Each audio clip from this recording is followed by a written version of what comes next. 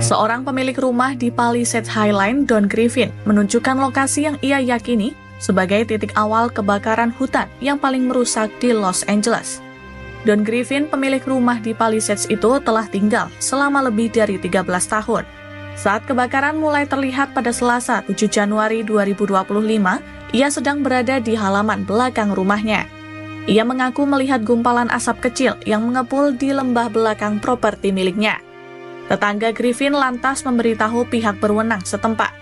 Namun belum ada beberapa jam, api dengan cepat membesar karena didorong oleh angin kencang. Semak-semak kering di sekitarnya pun habis dilalap api.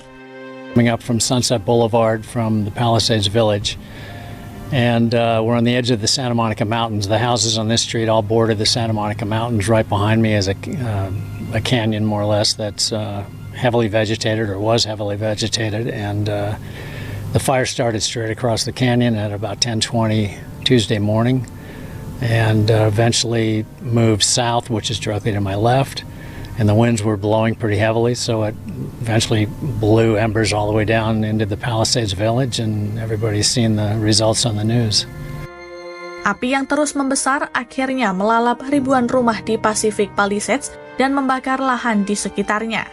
Beruntung bagi Griffin, angin bertiup menjauh dari rumahnya. Penyebab resmi kebakaran itu belum diketahui, namun Griffin menduga kebakaran disebabkan oleh aktivitas manusia baik sengaja maupun tidak.